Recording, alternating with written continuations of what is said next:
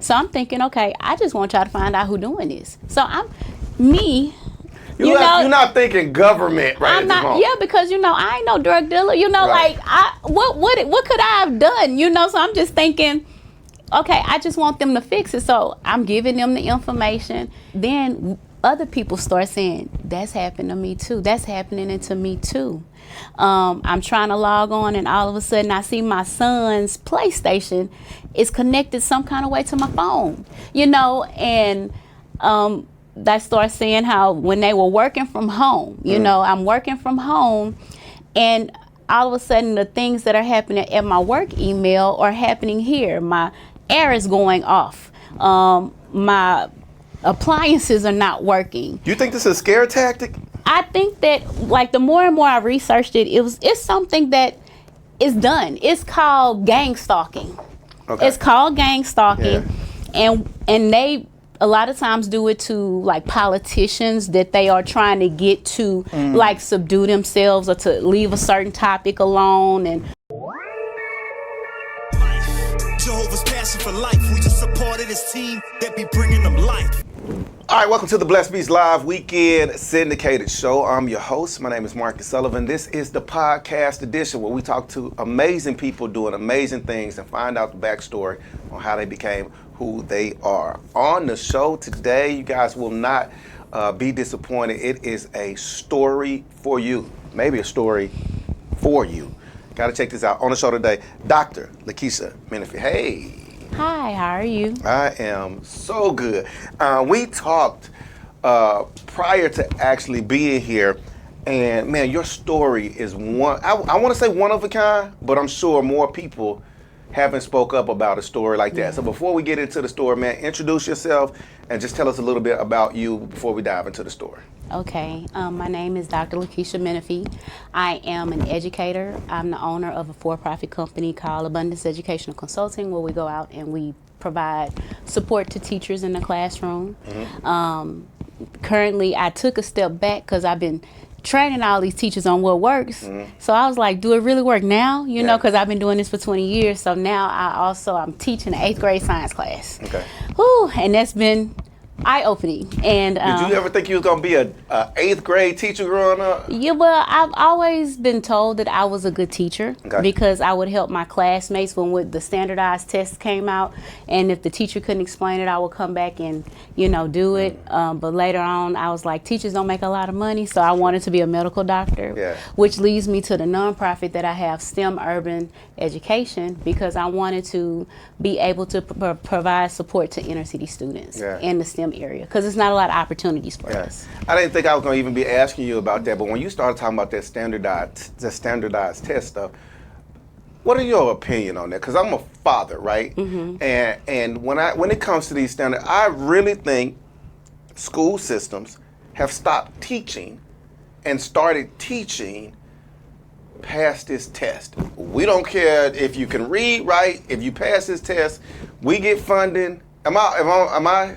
Well, in many ways, and now with TEA, they are starting to allow artificial intelligence to grade portions of the test. So, like the writing portion of the test is graded utilizing AI, and if the student goes over a certain amount of characters, then the test is voided. So, but with the educator actually grading it and the educator reading it, it gives more of a personable feel. Then you can diversify the individuals that are grading the test, the panel of graders, to make sure the student that's at Booker T. Washington and the student that's at Westside High School are able to get people that have walked their lifestyle. So I do think that there needs to be a review of it. I don't know if you heard of this test called the bitch test. No. Okay. Well, that test was written by an African American psychologist, and it stands for Black Intelligence Test of Cultural Homogeneity.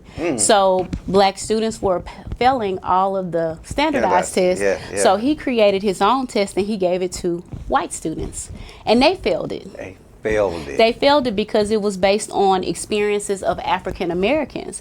So unless we get to the point to where we are developing test, Yes. surrounded by our experiences and how we obtain knowledge, then it's going to always be slated towards the mainstream culture. Yeah. I gotta say this, and then we get into your story. Man, I had Dr. Umar Johnson Okay. on the show here, and when I tell you we went viral, millions of views on this show talking about the standardized testing and the difference between blacks and white students in the school education system. He actually said this, man. He said, when we start saying kids have ADHD or ADD and all of that, a lot of the times it's because of the school systems that they're in don't know how to deal with that kind of a kid. So when they say little Mark is moving around too much, it might not be because he got ADHD and he can't focus, because when he get home he can play video games and sit still all day long. But it might be the way that they are educating people or what it is, hurting people around, and he's just sitting outside the box. Now he got and now they want to diagnose him, give him medicine, and now that calms them down. Yeah. And just a caveat to that, there's also certain funding linked to the diagnosis. So if I'm a parent that's struggling financially and I have 6 children, I may put a bug in their ear and say, why don't you, when you go to class, act like this, because I know I got to check for his brother. So if this child begins to act like this, then the teacher will say, I think it's something wrong. Then they'll start the process to develop them an individualized education plan and go down that road. And that parent is able to take that paperwork to Social Security. Yeah. And if I got 5 kids and I get a check for $500 for each one of them that month, I'm making equivalent to what the teacher would make. And they can't touch it. You know, the government can't come in and touch it or tax it because it's linked to their particular, you know. So, I mean, I guess sometimes it's the way we find a way to manipulate the system. Right. Whereas if there was, but the system is set up that way because That's the way they it could is. also give funding to students that are gifted and talented. And if I would tell my kid to make sure you do the best that you can so that I could get the funding for your extra projects, your extra field trips. Yeah. But the system is not designed that way. Wow, this is. Anytime I got a doctor in the house, I'm gonna learn some stuff. But my doctorate was in, my dissertation was the overrepresentation of African Americans in special education from TSU. And I focused on that because although blacks represent the minority in the public school system, they're the majority in special education. So you have to say, why is that? Yeah. And a lot of it is because majority of teachers are white, Anglo-Saxon females, and you know, they don't have a lot of experience with the African American man. Yeah. So those categories that they use are judgmental categories. Wow. So it's based on their own experiences. And this stuff right in front of us, and people don't even really try to change the way the system actually is. Now, if I know we kind of took a, we digress, but yeah, and if you watching this, and that was enough for you right there, but let's get into why you here. Start me at the very beginning. Okay, at the very beginning, I have a program called STEM Urban Perspective. I said urban education earlier, I think it was the jitters. But it's STEM Urban Perspective, and we provide STEM education to underrepresented minorities. Okay. So we have a program, and it was an after-school program. We had just gotten our first grant from the agency. So we were, doing the program, and towards the end of the year, I do like an audit, right? Yeah. So I started looking into different things, making sure everybody's emails and all those things are set up properly. So to the native eye, it would look like I had a team that developed a website, that created the emails, that did all these things. But being a minority, you have to be a jack of many trades. So I set all of these things up. So when I was doing the audit, I realized that there was someone in the back hacking into my network. Like my whole panel was lit up. And so immediately, I began to sound the alarm. I talked to my team. First thing, you want to make sure you can pay your team. So I had to start moving finances and to different financial institutions. I communicated with the police of Harris County Precinct 4. I'm looking dead in the camera when I say that. Let me say this. What was the alarm to where I'm getting hacked? Because a lot of us, especially business entrepreneurs, we worried about, just keeping the wheels turning. And what was the alarm to look up and go, wait, that wasn't me? Yeah, because what happened was when I was logging into Google and I was looking at my employee's email. There's a different security function that you can look into to, just do an evaluation, and I could see where it showed that it was just glowing, like someone else is interfering in this network. And then it had, because whenever you have a phone, they say to make your account more secure, you do something called a two-factor authentication. Facts. So what happened was I noticed that all of my employees' phones and my phone was connected to the screen, and then it was like, it was just glowing, and so when you reach out to Google, if you have the ability, they have different subscriptions where you can just reach out, you can call them, especially with the nonprofit and things like that.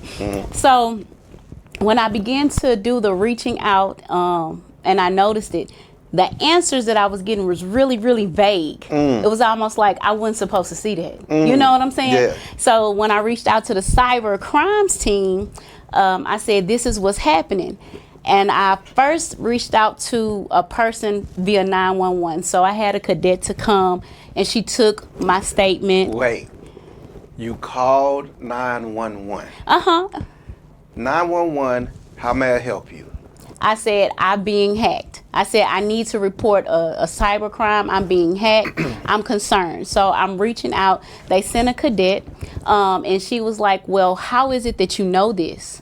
And I began to tell her, I say, well, I have this app that's downloaded on my phone, and I said this app controls, the app is called Smart Things. Okay. All right, with Smart Things, it connects to every device in your home. So it connects to your AC, your refrigerator, everything. And a lot of us use Alexa, and we have cameras and all of this stuff. Sure. So with this particular app, it gives access to anyone that has access to your devices. Yes. So she even began to kind of scroll through her phone to see if she had, and she was like, okay, I don't have that, So she said, well, I'm going to connect you with the cyber crimes team, and they're going to reach out to you. She was helpful. She wasn't like side-eyeing you. Well, she was helpful based at that point, because I had additional interactions with her. So at that point, she was helpful. There was another point later on as I continued to report it, and when the cyber crimes team did not come to me or didn't call me, and I went up there like Rosa Parks sitting on the bench like, hey, I need to talk to somebody. Yes. I need you to take my report. I need y'all to listen to me. Right. And it was funny because, it was other African American men walking by saying, it's gonna be okay, sis, But I was like, no, y'all need to take my report. And so the head of cyber crimes, when I was talking to him, he started recording me. And I was like, okay. I'm so frantic because of everything else going on. I'm not thinking anything. He pulls out his phone and starts recording me. While I'm giving him my report. Then he says to me, well, I can't help you right now, but I have some people that will take your report. So I went into another room with two more, officers. And they began to say, now what's happening? And I'm telling them, I'm giving them detail by detail. I'm identifying the technology. Me, a teacher, I even get the little chalk. They had a little chalkboard, So I'm explaining, and it's like they're looking at me, and it wasn't until time progressed. It's like I'm thinking, they already knew, because it was like they were just trying to see how much I knew. Hindsight, you figured this part out. Yeah, they already knew. This feel like a movie, and I can imagine you being like in an interrogation room, and they just like, what's happening now? Okay, what else happened, right? They didn't even do that. They just was sitting there like, well, explain to me what happened. So I'm explaining it. I'm drawing my little pictures. I'm showing them in my composition book, and they say, well, I say, well, can you help me find the person that's doing this? Okay, well, can you turn in your phone, your devices? I'm turning, because I'm thinking you're going to help me. Yeah. Right? So the long and short of it is, after I turned in everything, I just kept finding more and more stuff. I hired a cyber tech team to help my company out. And the name of that company, I'm not going to say it, but I'm thinking, they're going to help. But the long and short of that was they did enough and was like, okay, we can't help you. We're going to give you your money back. And I'm like, what is going on? Did they either give you any kind of energy like, I know what this is? Yes. You know, like the further I dug into it, I start feeling like, okay, they know as well, you know. And then I started doing my research, and the same name of that company started showing up in court documents, right? And I was like, this is so strange, because the detective that took my statement, he says, well, I just do, I investigate child pornography, right? So, and then I'm looking at court documents later on, and the company that did my research, it was the name of a program called SafeBit that was involved in a child pornography court case. Yeah. So I'm like, this is all so weird, you know?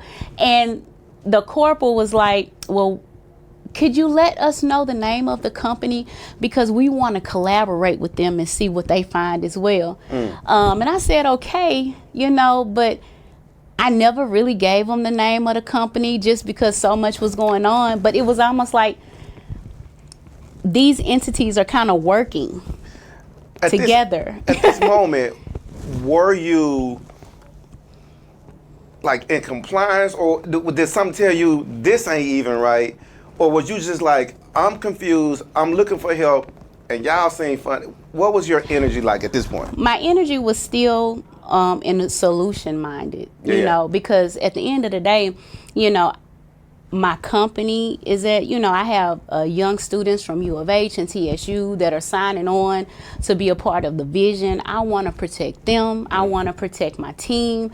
So, none of it really registered, because I'm just still trying to find a solution. When I give you my devices, I'm trying to say, hey, what did you find? Then it's crazy, because all of a sudden I turn in my devices, and then the next week I wake up and it's like, okay, T-Mobile has been hacked nationally. And then it just seemed like everything I was going through, every time I reported something to them, it was kind of like the next day or the next few weeks, it was a national situation. To kind of, I was like, man, is this to try to blow off what I'm telling them to investigate so that they don't have to investigate? You seen this in the news, on everywhere. It was like, so one day I called 911, and the young lady. For the second time? Many times. Okay. So I'm like, okay, I need to, because in one instance, my computer, my bag with all of my evidence of what was going on, was stolen out of my car. So I say, okay, let me do the right thing. Did your car get broke into, or you just it was just gone? Because you got to think about it, with your phone. Yeah, I already know what you're going. Go ahead. Yes. With my phone, I can start my car from my phone. I can unlock. So if this person has hacked your phone, they can gain access to your car and get whatever you. That's why you say, why are you bringing this big bag? That's why. Because whenever you leave something in a car, and then I start seeing reports on the news where some people's cars were broken into and their IDs and their passports was taken. I was like, what? You know? And nobody would say, well, this is the police that's doing this. They don't have no parts of this, you know? Until you start filing court cases against them, and all of a sudden your court cases are being dismissed with prejudice. Would I even given you an opportunity to do an investigation? Would I even given a trial for it? You don't even get a chance to bring anything, and they're dismissed like on the 4th of July weekend. You don't even get people to hear anything on the 4th of July. So how is it that the district attorney also winds up being the attorney for the police officers? So I'm thinking the district attorney is here to support me, but he winds up being the attorney for police officers to protect them. I was like, what's going on? Dr. Medford, I gotta ask you this, and this is why we're here, because in my head, this is a movie, a good movie, right? It's one of them movies, but this could very well be happening to a lot of people. Somebody's gonna be watching this right now, or listening to this, and in the comments they're gonna say, "What kind of business she had again?" And what kind of business, or what kind of operations? And why do you think they were trying to stop you? I was always, told in church, when you say, why is this happening to me? my pastor always would say, well, why not you? Why not? You know, why not you? Yeah. And many times as I continue to go and progress and try to find help, you know, other people that was taking my information, you know, they would say, well, why are they doing this to you? You know, and it's something that when you sit in your spirit, it's like, you know, it's kind of paralyzing. Yeah. You know what I'm saying? Because you really don't understand why it's happening to you. You don't know why you're being targeted. Yeah. And it's paralyzing. And I believe that question comes from certain individuals that are doing this to make you stop. To make you stop investigating, to make you feel like you're nothing, to make you feel like you're not even worth anybody doing this to you. But, you know, Good point. You know, but I mean, you got to think about, look at all of the years of servitude my ancestors had to go through, and people did that to them because they felt like they could. Yeah. Because who are you? Yeah. You know, so. And you, and see, like, your spirit is a very likable person, right? Do me a favor, as we continue the story, at this point, are you talking to loved ones, friends? What do they look at you like? Was they like, she tripping, or? And that's another thing. So when you start to kind of open up about what's going on with you, you know, they're saying, well, why would they do this to you? You know, they're saying the same thing. Who do you remember opening up to first? The first person that I can recall opening up to in regards to this situation, my mom.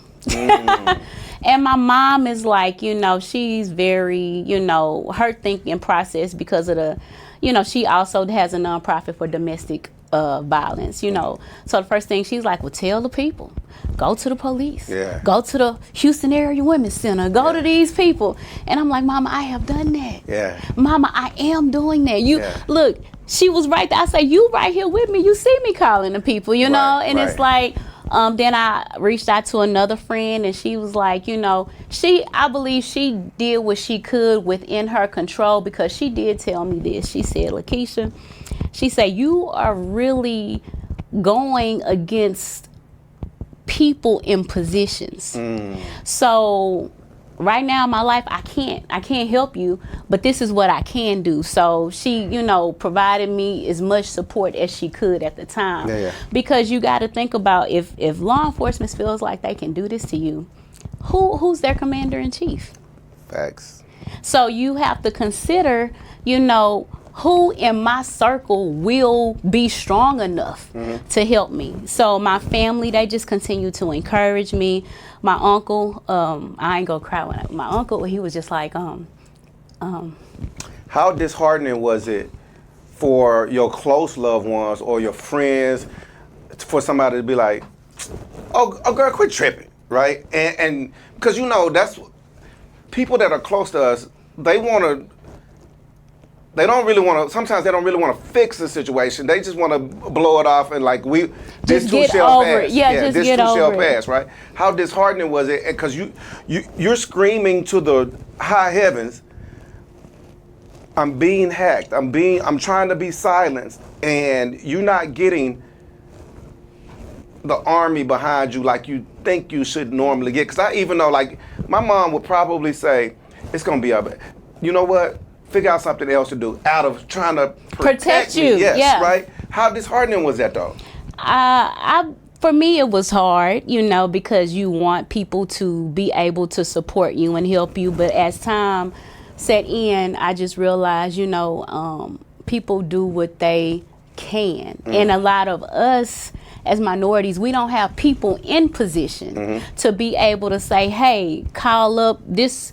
Like, we not Hunter Biden. Our daddy can't give us a pardon, you know? Like, you know what I'm saying? Like, so I don't have a person of that level of influence that could call and make that phone call for me. So it was challenging, but what it prompted me to do is to continue to communicate with others, right? So I began to communicate with others, like, I was at the work source a lot because I'm like, I can't make copies here. I can't do this here. So I'm communicating with others. And then other people start saying, that's happened to me too. That's happening to me too. I'm trying to log on, and all of a sudden I see my son's PlayStation is connected some kind of way to my phone, and they start saying how when they were working from home, I'm working from home, and all of a sudden the things that are happening at my work email are happening here. My air is going off. My appliances are not working. You think this is a scare tactic? I think that, like, the more and more I researched it, it's something that is done. It's called gang stalking. Okay. It's called gang stalking, and they a lot of times do it to, like, politicians that they are trying to get to, like, subdue themselves or to leave a certain topic alone. And it's something like if a person is speaking out against something, I said, what was I speaking out about? Yeah. That and I could recall I did a podcast with Derek Muhammad. I know And that. I was like, okay, ever since that time, stuff has kind of been, happening, and I can recall when I posted the podcast on Facebook, my other podcasts would come up, but the one I did with Derek Muhammad, and at the time I was married, my husband at the time, he was like, girl, you don't need to post that. He said, you don't really need to post that, Keisha. And I was like, this is nothing. This is 2020. Black Lives Matter. We got the, the marches going. I say, it's time to post something like this.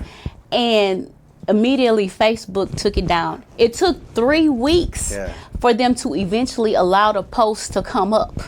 Let me interrupt you right there. Imagine this, though.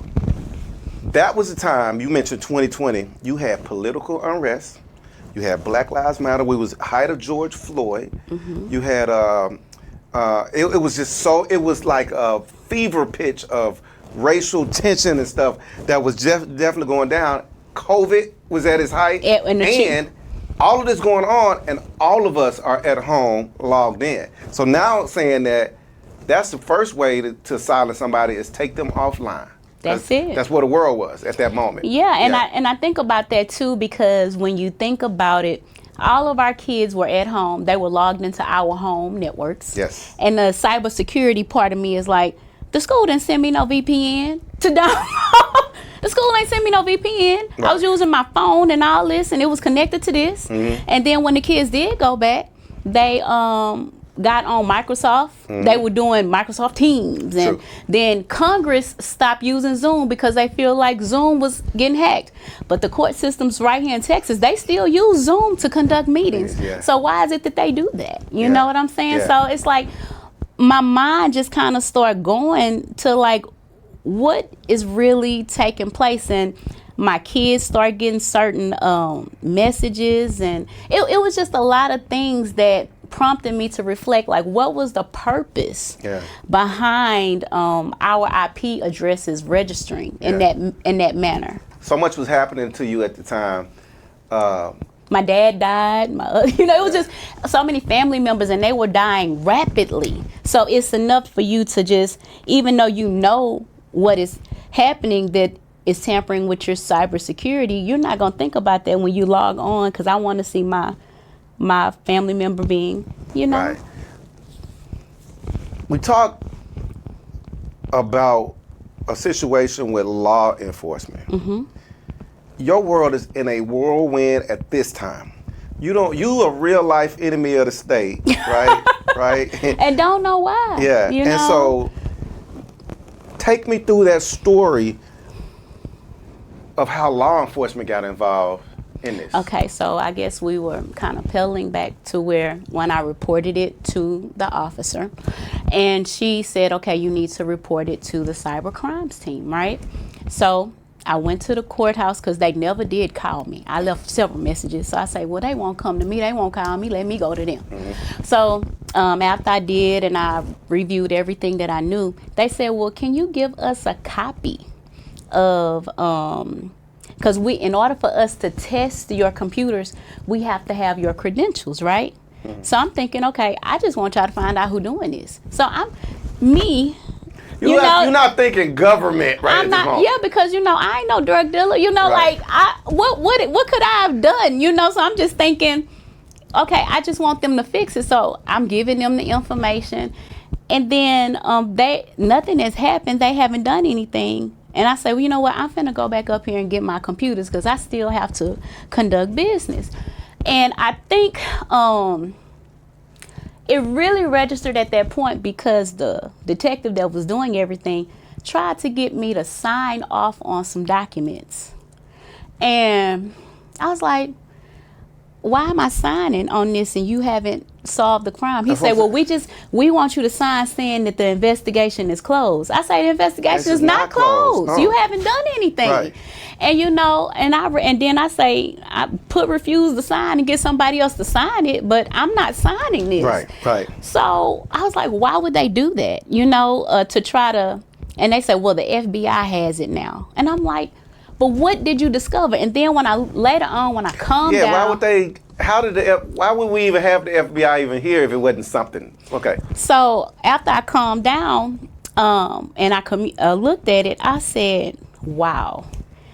I looked on the log of what he provided to me, my iPhone, that he had to log in and all this information to. He did not document that on the form of the documents I submitted, of the equipment I submitted. So what is your spirit telling you and these people talking to you in your face and God is constantly showing you?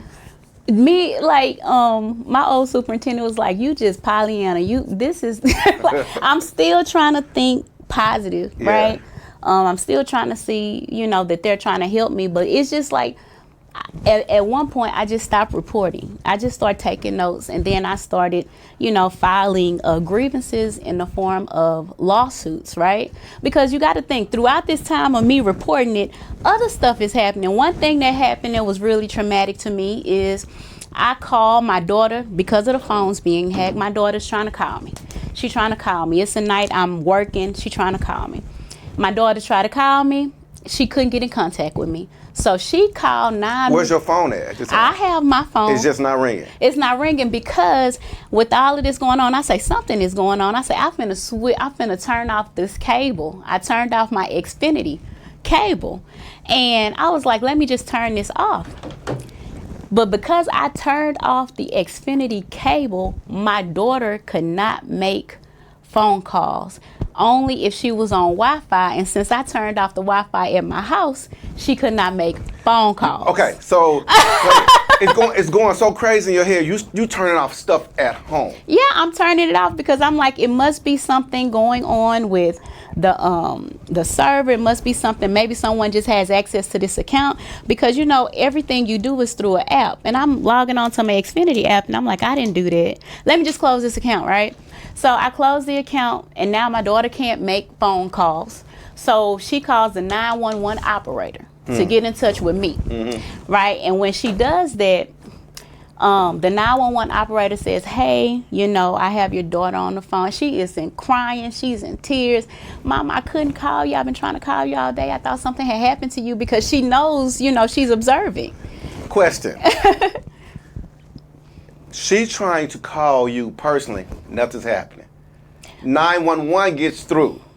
But my daughter can't get through. Wasn't that an alarm alert for you? Like, wait, how'd you call me then? So I said, okay, well, I know that they had put something out there saying you'll always be able to call 911. So I say, well, maybe that's just it. Okay. So later on, things progressed, and the same thing happened. But at that time, I could not contact my daughter. So I'm thinking, well, let me do what baby girl did. So I called 911. This is about the third 911 in this interview. Yeah. Wow. I called him. I say, hey, I'm trying to get in touch with my daughter. Yes. And my phone calls are not going through to her. Can you connect me to my daughter? The 911 operator tells me, ma'am, we don't do that. After they did that for her. Yes. So that was like. You think it's because it came from that phone? It could. Oh, I didn't think about that. That could be it. Like maybe my daughter's phone is the one that's connected, differently. And it could be. But like I'm saying, like if your number comes up and it's like no fly zone or something, I don't know, but. Well, I didn't consider that, but I did. All I could think about is, Well, how is it that they were able to do it for my daughter and they said we'll just connect you, but now I'm talking to you and you telling me that this is something that this department does not do. So I called and I said, well, you need to send people to my house right now because something is wrong with this. I had already been getting, my Zelle had got tampered with earlier that day. I said, I think somebody's trying to do something to my daughter. I think somebody's trying to traffic my daughter. So the police came, and here I go telling my story. Well, this is what happened. I'm telling them the story.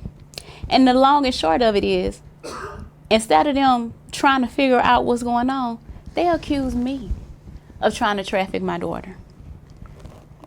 What? And they assault me. They assault me. They put me in handcuffs. You called them. They come to your place. And I'm telling them the story. You telling the story. They put you in cuffs. Yeah. And you know, this has happened, it's almost been 2 years ago. And I've been asking them for the recording of that physical assault. Yes. Because they got cameras on them, right? They refused to give it to me. During that On what ground? Like, okay. or it's just, yeah, we ain't got that.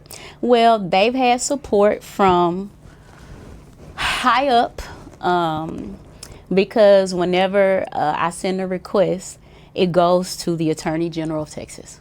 And the Attorney General of Texas has said, okay, you don't have to give her this because it's an ongoing investigation. And then the investigation becomes closed. And then I ask for it. I still haven't gotten it. And they close. So I still haven't gotten the recordings of the physical assault. So with the physical assault of the police officer, it was literally like we're having a conversation about why I'm calling. I'm calling you because my daughter was able to make contact and 911 connected her to me. Now I'm in a position where I'm trying to get in touch with my daughter and I can't. And the 911 operator is telling me that's a service that they don't provide. So I need to know who this is because I think something's going on with my kid, with my daughter. And the officer begins to do this, well, what time does your daughter get home from school? Well, she get home around 4:30. Does she get home at 4:30 or around 4:30? Oh, you've been interrogated. Yeah. So I was like, she gets home around, when is the last time you seen her? And then, okay, you're going down. And then that's when I'm in cuffs.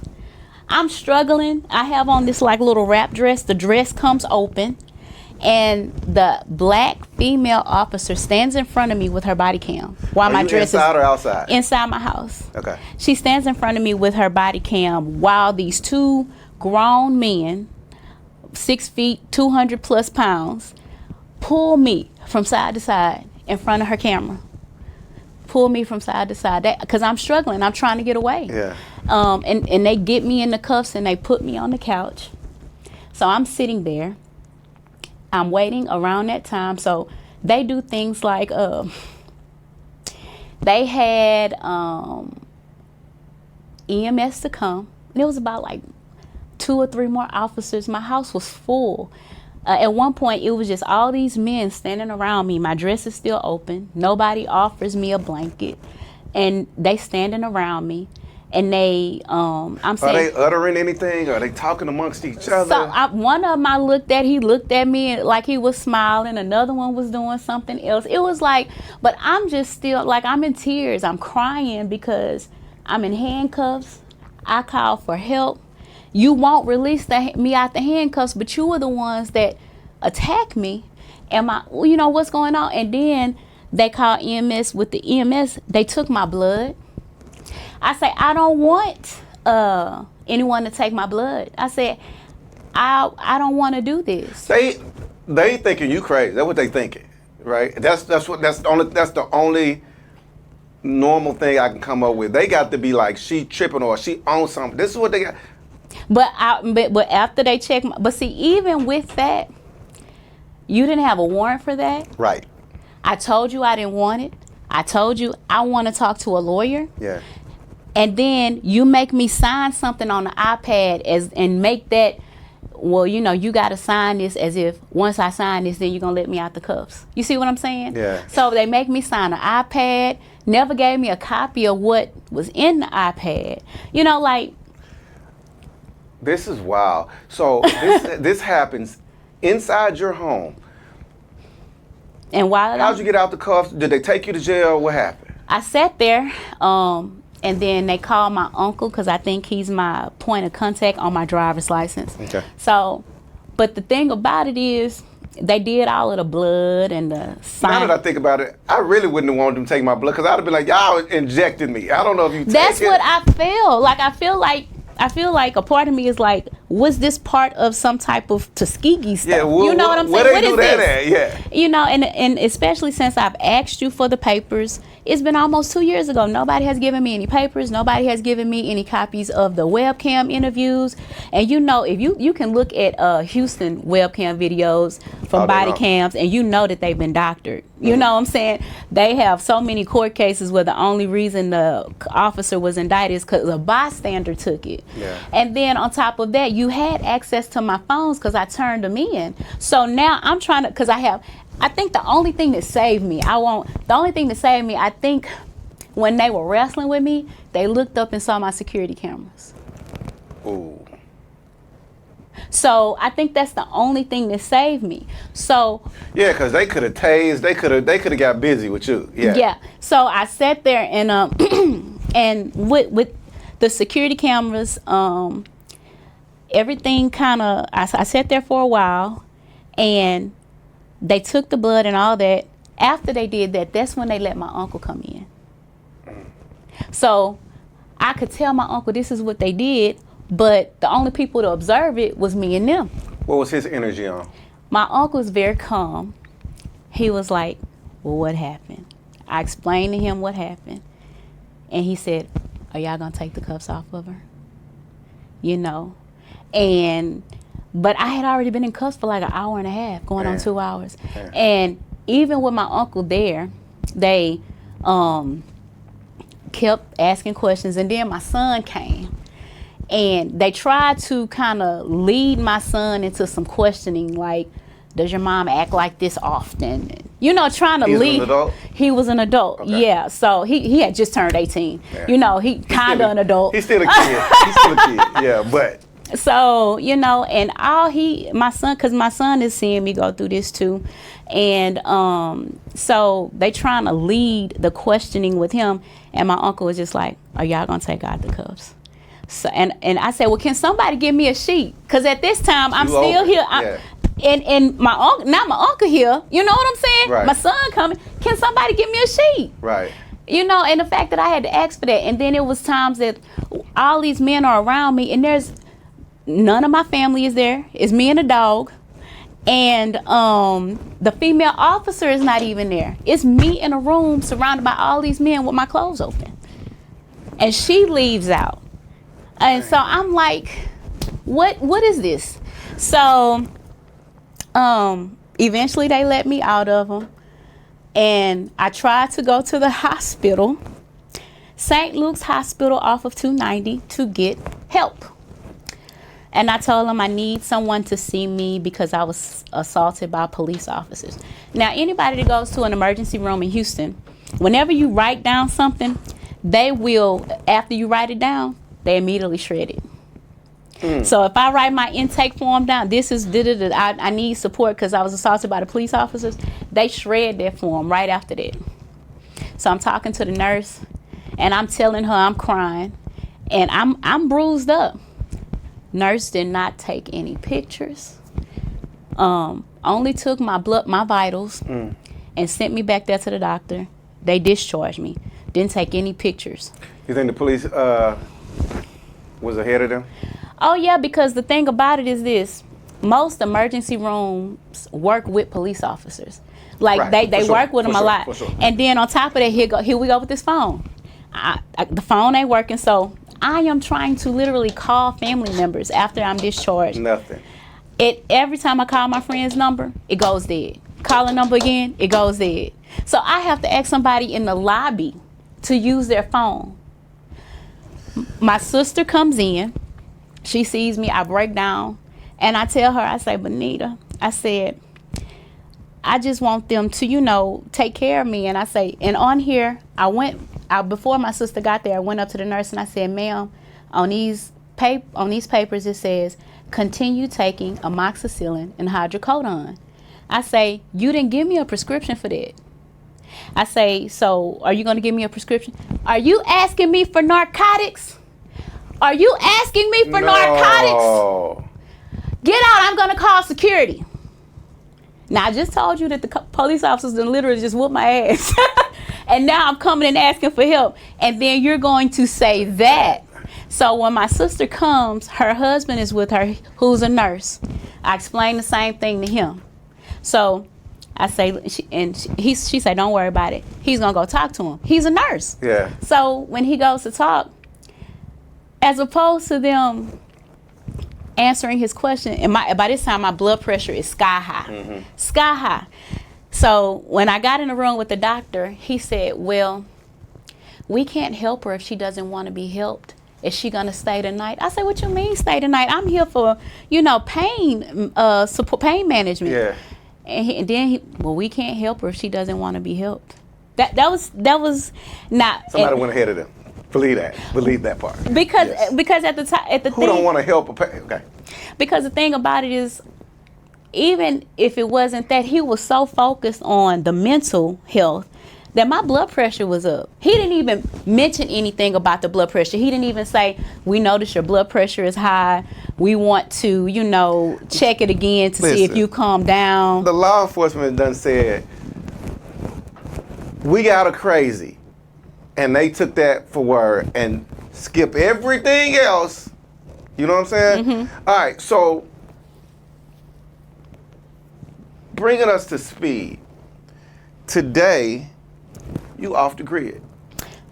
I have not been on Facebook since March of 2024, I think. That was the last time. I just got off of all of my, which made it challenging for my company. Okay. So I eventually had to kind of, dwindle it down a lot, because the thing about it is, like, I was taking a lot of the hits, but things started happening to my team. Like, all of a sudden, my team members were getting pulled over for stuff. They were getting tickets for stuff.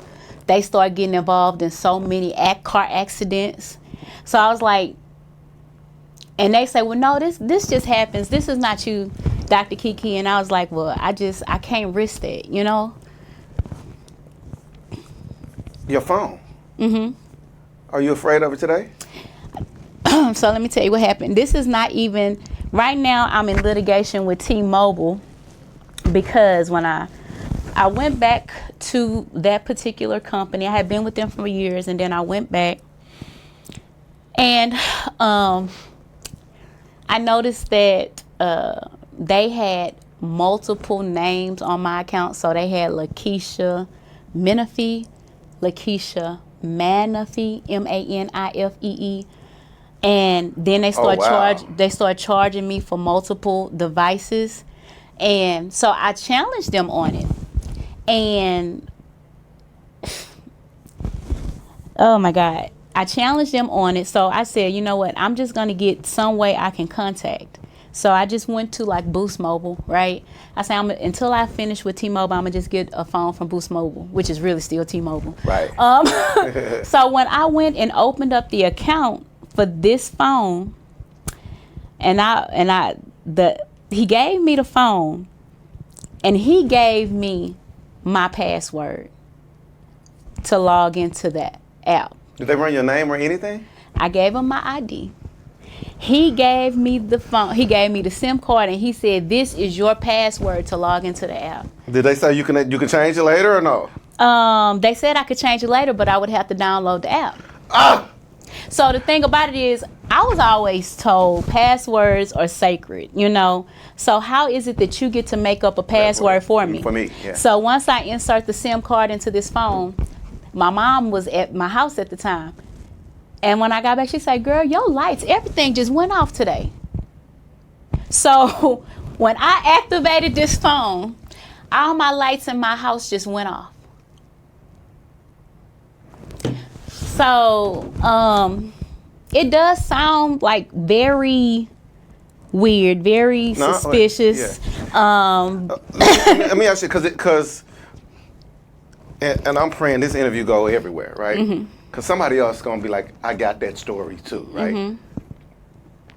What's your message to people, or to bring this thing down? I don't know. What's the message that we want to leave right here? One message that I want to leave is that it's not you. There's nothing you have done for this to happen to you. Continue to speak your truth as you know it. Don't let anyone trap you in a box to say that this is not what happened. You're overthinking. You're being paranoid. That is not it. You have not selected this path. And you will persevere through it. And I would just continue to tell them to be encouraged. Continue to document the events that are happening to you. Find you a support system, even if it's outside of your family, because families are so connected to you that they can't necessarily understand, what you are going through. Because along the journey, I began to communicate with so many others like me that were going through the same thing. And just continue to press forward, and just know that God is in control. Although man thinks that they have this down because they've been doing it for years, at the end of the day, God is in control, and he'll have the final say. The last thing I got a question for you. But the last thing I want you to do is look in the camera and tell people how they can help you. But before you answer that question, what is it about your God-given purpose that is so impactful that the enemy is giving you hell to not get your purpose out? My God-given purpose is to educate underrepresented minorities in STEM. Representing underrepresented minorities in STEM would give the pathway for those conversations that take place on surveillance, that take place on how to protect the arc of security within our homes and in our families, would have a different perspective. Many times those conversations are held in rooms that we are not invited into. And if that workforce continues to expand, they will have to listen to us. It's easy for a group of white, wealthy leaders to not see the need for your daughter's phone not to be compromised, and she's a minor. It's easy for them to see that because it's always going to equivocate to, well, it's the parent's fault. It is not your fault. You should not have that illness in your mind to make you feel like it's okay. Because during this time, this has been going on. Both of my minor children have been solicited for pictures. And that was eye-opening to me because I'm reporting this to the police and Child Protective Services. Nobody did anything to research who was the person soliciting my children, which means it was you. Yeah. You're trying to cover up the illness and the sickness of those people who are supposed to be there to serve and protect us. So there needs to be some diversity in those rooms. Just like, you want to integrate the school, we need to integrate a lot of places. I think the jail need to be integrated. All our black men don't always need to be there. It needs to be integrated with those that are taking advantage of our youth using these platforms. And this is the part where people can help. How can we help you? I think one way to help is just to continue to share the video, because I would love to start an ongoing conversation, because this is equivalent to the mental illness that at one point they assigned to slaves. Slaves were targeted individuals, but then there were so many illnesses assigned to them saying, well, it's wrong for them to feel this way. It's a black slave female cannot be raped because she's promiscuous. So raping her is not a crime because that is how she is. So no, this is what has happened to me is a crime. You know, it should not continue to happen to minority women. My daughter, what happened to her was a crime. You know, you can't just focus on, well, if a black male solicits a white female doing the same thing that was done to my daughter, then that black man going to jail. Yeah. But what about who's done this to my daughter? What about the people who have done this to me? Yeah. Someone needs to be able to put an end to this, because it's not right. You're not giving our children and our babies an opportunity to even know what it is like to be free, because they're always in bondage because of this image that's being painted of them. You are watching the Blessed Beast live show. You share a lot of videos. You retweet a lot of stuff. She's off the social media, off the grid. How you can help this situation is to hit the share button. And maybe this video goes to the right people, or it may go to somebody else who has a similar story. Dr. Menifee, I thank you so much for telling your story. I want to do an update on this story. As things continue to unfold, you got a platform right here with me. And we'll see what God has for it. But thank you so much for stopping through the show. And I want to also, I talked about the physical assault of the police, but I did not talk about what happened, like the sexual assault. Not necessarily, and the fact that the Attorney General of Texas, they have put so many roadblocks in even investigating it. They have just put a mound of things on top of it. And then the denial of, you know, crime victims compensation, erasing all of the cases from 2016, you know. How many years has this been going on? The hacking was reported 2 years ago. My minor children were solicited for videos maybe 5 to 6 years prior to that. So I really believe the reason that they're able to, when I say they, I mean, you know, the higher ups are able to connect into my environment is because my home is built on a utility easement, to where my home is necessary for the other homes in the neighborhood to have telecommunications, telephone lines. All of that is run through the utility easement of my home. And I believe that a lot of the urban areas are built like that. So that's why it's easy to infiltrate the environment. Where we gonna go? When you say where we're gonna go, what do you mean? Where we, as a citizen, right? Mm-hmm. This kind of stuff is happening. They in full control. We can all acknowledge that. Mm-hmm. Where we gonna go? We're gonna go up, because we're gonna learn how to infiltrate that system. Our children are gonna be smarter and wiser, and they're gonna be able to implement cybersecurities within their own environments to protect our grandchildren. We're going to continue to fight this thing, because our state has had the luxury of being hidden because everything is operated on this one grid, and they have been violating all kind of FCC protocols and all of this to keep those that are wealthy and in control. So we have to break the cycle. So don't feel there's so, and another thing, black businesses, black nonprofits, there have been so many things to destroy those things. So we have to continue to fight. Yeah. We have to continue to fight. Yeah. Even if you gotta cry, go in your corner and cry, but come back.